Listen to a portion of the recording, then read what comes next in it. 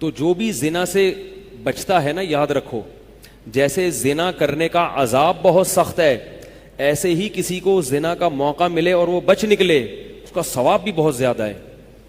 تاریخ میں جن ہستیوں کو بھی زنا کا موقع ملا اور انہیں نے موقع ملنے کے باوجود زنا نہیں کیا، ان کو اللہ نے دنیا میں بھی بہت نوازا ہے۔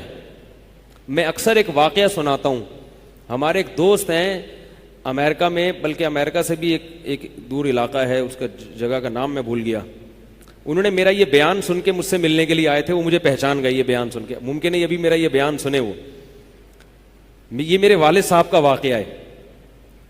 میرے والد صاحب جب امریکہ گئے، کنوارے تھے اس وقت، میرے والد صاحب بہت ہینڈسم تھے، خوبصورت تھے، اور اتنا چوڑا تو ان کا سینہ تھا اور ایسی چوڑی چوڑی کلائیاں تھیں، بہت ماشاءاللہ اللہ نے ان کو مردانہ وجاہت دی تھی، اور آواز ایسی تھی جیسے ببر شیر ہوتا ہے، بہت ہی خوبصورت آواز تھی، بڑی زبردست پرسنالٹی تھی۔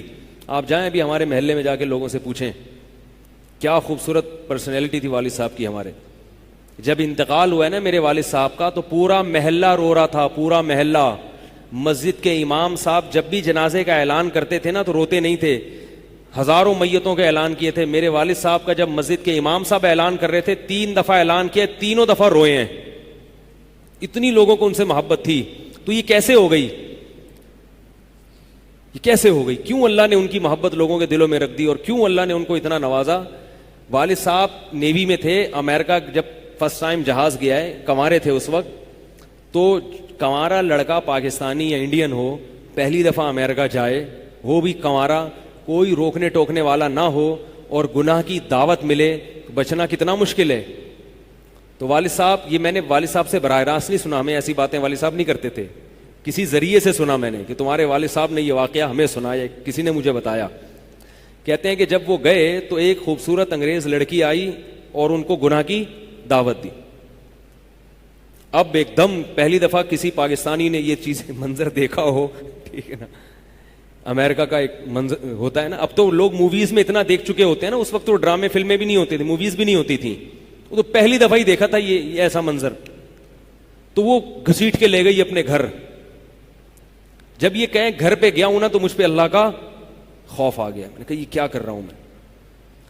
وہاں جا کے واپس بھاگے ہیں، ادھر پہنچنے کے بعد وہ عورت غصہ ہو رہی تھی کہ اگر تم نے یہ کام کرنا نہیں تھا تو میرے ساتھ آئے کیوں میرا خرچہ کرایا تم نے، کیوں خرچہ کرایا میرا؟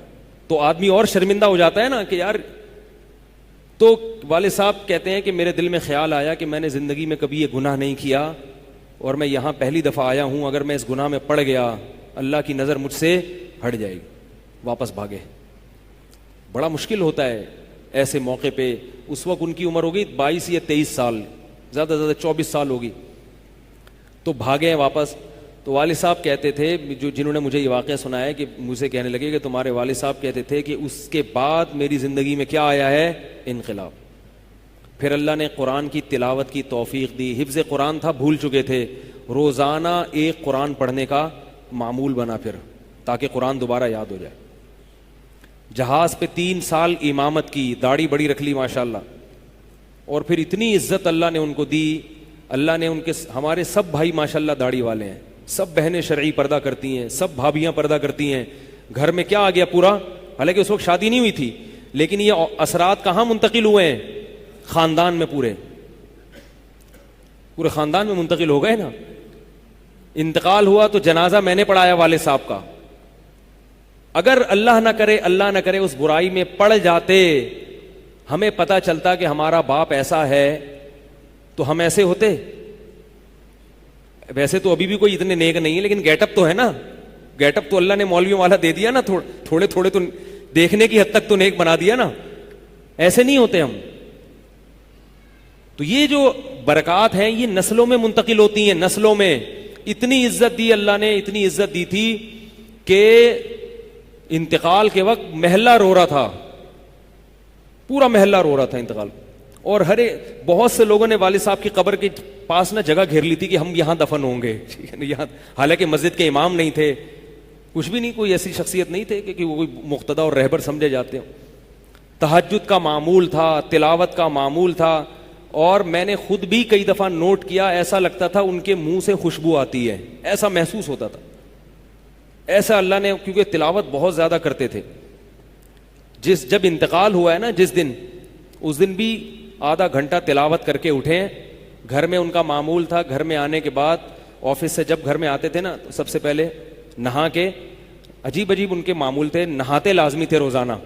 اور چونکہ فوجی تھے نا تو فوجیوں کی جو ایک روٹین ہوتی ہے نا وہ تبدیل نہیں ہوتی. اب جب فوج میں تھے تو گرم پانی سے نہانے کی عادت تھی، تو جون میں بھی گرم سے ہی نہاتے تھے. ہم کہتے اب والد صاحب سے کہتے گرمی ہو رہی ہے، لیکن وہ ایک روٹین ہوتی ہے نا فوجیوں کی. بس وہ آنا ہے، دھوتی پہنی، غسل خانے میں چلے گئے، پانی گرم پہلے کیا، اپنا کام سارا خود کرنا، کسی سے کام ہی نہیں لیتے تھے. اور وہ 2 منٹ کے اندر ایسے پھرتی سے نہاتے تھے. ہم حیران، یہ کیسے نہا گئے اتنی دیر میں؟ کہتے میں صابن سے باقاعدہ تسلی سے نہایا ہوں. اتنی جلدی جلدی پھرتی میں کام کرتے تھے. آتے ہی تلاوت کرنی، اور تلاوت اونچی آواز میں کرتے تھے. پورے گھر میں والد صاحب کے تلاوت کی آواز آتی تھی. مجھ سے غلطی یہ ہوئی کہ انتقال سے چند دن پہلے میں ان کی تلاوت سن رہا تھا تو میرا دل چاہا میں اس کو ریکارڈ، اس وقت ریکارڈنگ کا اتنا زیادہ نہیں ہوتا تھا، میں نے کہا اس کو میں ریکارڈ کر لوں، لیکن وہ ریکارڈ میں نہیں کر سکا. میں نے کہا چلو بعد میں کر لوں گا، اور ان کا انتقال ہی ہو گیا. تو تلاوت اونچی آواز سے ٹوپی اتار کے تلاوت کرتے تھے. تو جس دن انتقال ہوا ہے، اور اللہ سے کہتے تھے کہ اللہ کسی کا محتاج نہ بنانا. ساری زندگی کسی سے خدمت نہیں لی، صرف جو ہے نا کمر دبواتے تھے بیٹوں سے اپنے. تو مجھ سے بھی دباتے تھے، میرا یہ انگوٹھا بڑا مضبوط ہو گیا ہے. وہ کمر پہ نا ان کے یہ ایسے مالش کر کے، ایسے کمر پہ میں مالش کرتا تھا والد صاحب کی، یہ تیل لگا کے نا ادھر، تو میرے انگوٹھے میں بڑی طاقت پیدا ہو گئی تھی. تو مجھے کہتے تھے یار تم ہو باریک سے، میرے باقی بھائی ادھر آئے، لیکن یار تمہارے ہاتھ میں بڑی طاقت ہے. تو میں کہتا تھا کہ یہ میرے ہاتھ میں طاقت نہیں ہے، یہ مالش کر کے نا یہ انگوٹھا بہت مضبوط ہو گیا ہے.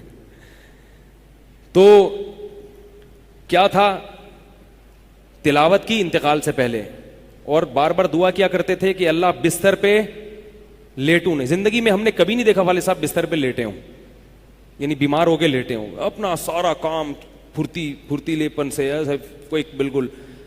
تو وہی ہوا، موت کے وقت بھی ایسا ہی ہوا. آئے ہیں، تلاوت کی ہے، پھر اس کے بعد گئے عشاء کی نماز پڑھنے. صف میں بیٹھے ہوئے تھے کہ گر گئے. صف سے اٹھا کے ان کو ہاسپٹل لے کر گئے ہیں. نماز کی اقامت ہو رہی ہے اور وہیں اٹیک ہوا، اور وہی ان کا قبر کا سفر تھا. کتنی اچھی موت دی اللہ تعالیٰ نے کہ ایک دن کیا ہوا، بارش میں بھیگتے بھیگتے آئے ہیں گھر میں اور فوراً نماز کے لیے گئے. تو والدہ نے کہا کہ بھائی ابھی بارش ہو رہی ہے. انہوں نے کہا اللہ بولے گا آفس سے یہاں تک پہنچ گئے اور اب یہاں سے مسجد تک نہیں جا رہے. اللہ کو بھی منہ دکھانا ہے. ایسے نماز کے پابند. سعودی عرب میں جب عمان میں ان کی جاب تھی، کئی گھنٹے کا گرمیوں کا روزہ ہوتا تھا، لوگ چھوڑ دیتے تھے. والد صاحب کہتے تھے مر جاؤں گا رمضان کا روزہ نہیں چھوڑوں گا، کچھ بھی ہو جائے رمضان کا روزہ کیسے چھوڑ. تراویح کبھی نہیں چھوٹتی تھی، رمضان کا روزہ کبھی نہیں چھوٹتا تھا. میں یہ نہیں کہہ رہا کہ کوئی برائی تھی نہیں ان میں، ایسی کسی کی تعریف کرنا غلط ہے، مگر اللہ نے مجموعی لحاظ سے ان میں بڑی صفات رکھی تھیں. یہ صفات کیسے پیدا ہوئیں؟ اللہ نے ایک برائی سے بچنے کی توفیق دے دی. تو میں نے یہ تو اسی میں ان کی موت واقع ہوئی ہے. اور رات کو 12 بجے انتقال ہوا. ان کے سارے کام ایسے ہوتے تھے، موٹے موٹے کام اور چپکے. شو بازی کا بالکل بھی شوق نہیں تھا ان کو. حج، ہمارے محلے سے جب کوئی حج کرنے جاتا تھا نا، 6 مہینے پہلے اعلان ہوتا تھا فلاں صاحب حج پہ جا رہے ہیں. لوگ پہلے سے آ کے نا ان سے دم کروانا. اب تو لوگ بہت حج پہ جاتے ہیں. اس وقت یہ 25 سال پرانی بات کر رہا ہوں میں، اس وقت حاجی کی بڑی ویلیو ہوتی تھی. حج پہ جو جانے والا ہوتا تھا نا، لوگ اس سے پہلے سے ماشاءاللہ حج پہ جا رہے ہیں. ہمارے امام صاحب پوری رننگ کمنٹری شروع کرتے تھے اسپیکر پہ. اب وہ حج پہ جانے والے ہیں، اب ان کا نام آ گیا ہے. جنازے کی بھی رننگ کمنٹری ہوتی ہے ہمارے محلے میں. اللہ امام صاحب کی مغفرت فرمائے، انتقال ہو گیا ان کا بھی. اس کو لوگ کہتے تھے یہ رننگ کمنٹری شروع کر دیتے ہیں. جنازے کی چارپائی اٹھ چکی ہے، تمام حضرات سے گزارش ہے کہ جنازہ گاہ میں پہنچ جائیں. اب جنازہ گھر سے نکل چکا ہے، میت کو غسل دیا جا چکا ہے، عیدی سینٹر سے لاش گھر میں آ چکی ہے. پوری نا کمنٹری ہوتی تھی. تو وہ جنازے کی بھی کمنٹری، اور اگر کوئی بیمار ہوتا تھا محلے کا تو اس کی بھی کمنٹری. آغا خان میں داخل ہیں، ان کے پتے میں ڈاکٹر نے پتھری بتائی ہے. غفار بھائی کے تمام حضرات سے گزارش، دعا کی گزارش ہے کہ اللہ ان کو شفائے کامل عاجل عطا فرمائے. پورا محلہ دعا کر رہا تھا اللہ غفار بھائی کے پتے کی پتھری نکال دے. ٹھیک ہے. وہ چونکہ سیاسی تھے، جمعیت کے تھے، تو وہ پوری نا سیاست سے لے کے چلتے تھے ہر چیز. تو والد صاحب اب جب حج پہ جاتا تھا کوئی تو اس کی پھر وہ جب حاجی صاحب آتے تھے ان کا بڑا استقبال. ہمارے والد صاحب کو یہ چیزیں پسند نہیں تھیں. والد صاحب حج کر کے گئے پتہ ہی نہیں چلا, اور واپس کسی کو بولٹن مارکیٹ میں ملے. اس نے کہا ہم نے تو سنا تھا آپ حج کرنے گئے ہوئے. والد صاحب نے کہا میں بھی ابھی آیا ہوں. میں نے کہا ذرا بولٹن مارکیٹ سے ذرا ٹچ کرتا ہوا گھر چلوں. ایک تھیلا تھا ان کے پاس, اسی تھیلے میں حج بھی ہو رہا ہے. پوری دنیا دیکھی تھی والد صاحب نے, پوری دنیا کا سفر کیا. بتاتے تھے کہ چین اور آسٹریلیا یہ 2 ملک ایسے ہیں جہاں میں نہیں گیا, باقی دنیا کا کوئی ملک ایسا نہیں ہے جس میں گیا نہ ہوں. لیکن اتنی سادگی کہ آپ کہیں گے کہ شاید یہ کبھی انڈا موڑ بھی نہیں آئے ہوں گے. کوئی شوبازی نہیں تھی, ایسے چپکے سے گئے ہیں اور حج کر کے چپکے سے واپس. شہرت پسند نہیں تھی, بالکل پسند نہیں تھی شہرت. تو کوئی بھی کام ہے بس آرام سے چپکے سے کر لیا. ختم قرآن کے موقع پر ہمارے امام صاحب نا سب کو بلاتے تھے. ہاں بھائی, اب تو والد صاحب کو پسند نہیں ہوتا تھا کہ نام لیا جائے میرا, تو یہ چیز لوگ ان کی پسند کرتے تھے. تو ان کی موت بھی ایسے ہی ہوئی ہے چپکے سے.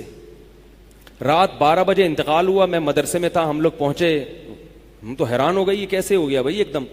تو ان کو غسل دیا اور فجر کی نماز کے بعد جنازہ تیار تھا. فجر میں نمازی کم ہوتے ہیں. اعلان ہوا فجر کے بعد. جب پبلک ہمارے گھر آنا شروع ہوئی ہے تو جنازہ پڑھ کے ہم ان کو دفنا چکے تھے. لوگ کہہ رہے تھے یار یہ اتنی بڑی شخصیت, اتنے محبوب دنیا سے چلے گئے اور ہمیں پتہ بھی نہیں. ہم نے کہا بھائی گئے ایسے وقت پر ہیں, وہ سونے کا وقت ہوتا ہے, اس وقت اعلان ہوا تھا مگر ظاہر ہے آپ کو پتہ نہیں چلتا. تو ایسے ہی چپکے سے خاموشی سے چلے گئے. تو لوگ یہی کہہ رہے تھے یار یہ نہ انہوں نے دنیا میں کبھی خدمت لی ہے, ٹھیک ہے نا, جنازے میں بھی کسی کو پریشان نہیں کیا, ایسے 2 صفیں ہوئی تھی جنازے کی, بس چلے گئے. تو کیسا اللہ نے چلتے پھرتے نماز کی حالت میں ان کو اٹھایا ہے.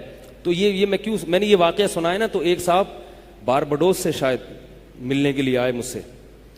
تو مجھ سے وہ بیان انہوں نے سنا. پہلے میرا بیان سنتے تھے, مجھے پہچانتے نہیں تھے, امریکہ کی کسی ریاست میں تھے یا باربڈوس میں واللہ عالم. تو مجھ سے ملنے کے لیے آئے. مجھے کہنے لگے یار آپ حافظ مسعود صاحب کے بیٹے ہیں. میں نے کہا ہاں. کہہ رہا یار میں آپ کا بیان کب سے سن رہا ہوں, آپ کو پہچانتا نہیں تھا. آپ نے ایک دن ممبر پہ واقعہ سنایا, تو یہ واقعہ تو آپ کے والد صاحب کا واقعہ ہے, اور یہ میرے والد صاحب آپ کے والد کا واقعہ مجھے سنا کے امریکہ بھیجا تھا انہوں نے کہ بیٹا حافظ مسعود صاحب کی طرح زندگی گزارنا, امریکہ جا رہے ہو جیسے وہ بچے تھے تم بھی بچنا.